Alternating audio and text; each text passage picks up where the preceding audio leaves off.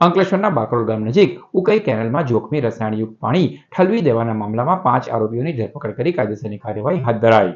અંકલેશ્વરના બાકરોલ ગામ નજીક ગત તારીખ 14મી ફેબ્રુઆરીએ હેઝાર્ડસ કેમિકલ વેસ્ટને ઉકાઈ યોજનાની નહેરમાં ઠાલવી દેવામાં આવ્યું હતું।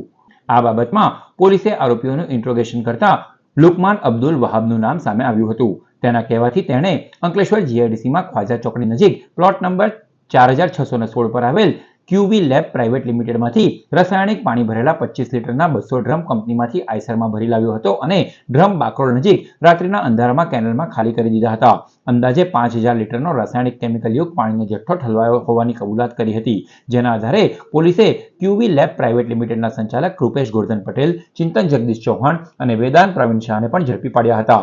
કંપની પાસેથી રાસાયણિક પાણીનો નિકાલ કરવાનો કોન્ટ્રાક્ટ કરનાર અબ્દુલ વહાબને પણ વોન્ટેડ જાહેર કરી તેની ધરપકડના ચક્રો ગતિમાન કર્યા હતા।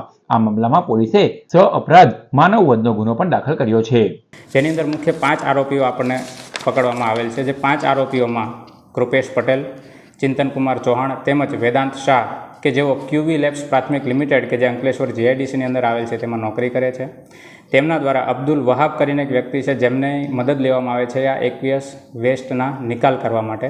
જે અબ્દુલ વહાબ કોઈ એક મોહમ્મદ સમીઉદ્દીન નામની વ્યક્તિને મળે છે અને એની મદદ લઈ આઈસર ટેમ્પો કે જેનો નંબર છે GJ16 EV 8666 જે લઈને પોતે આવે છે। તેની અંદર કુલ અંદાજિત 25 ડ્રમ એટલે કે 5000 લીટર જેટલું એકવિયસ વેસ્ટ કે જે ખૂબ જ હાનિકારક છે તે લઈ અને બાકરોલની સીમમાં આવેલ કેનાલની અંદર ઠાલવી દેવામાં આવે છે।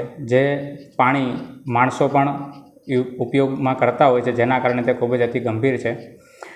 આ દ્વારા જે ખાલી ડ્રમ છે તેને લુકમાન અબ્દુલ્લા ઇદ્રીસ નામના વ્યક્તિ દ્વારા તેના ગોડાઉન પર સંતાડી દેવામાં આવે છે। આ વાતની તે કબૂલાત કરતાં પોલીસ દ્વારા તેની અટકાયત કરવામાં આવેલ છે અને ઉપરાંત કોર્ટમાં રજૂ કરતાં તેમની પાસે તેમના 3 દિવસના રિમાન્ડ પણ મેળવવામાં આવેલ છે અને આ રિમાન્ડ દરમિયાન તેમની ખૂબ જ સઘન પૂછપરછ કરવામાં આવશે।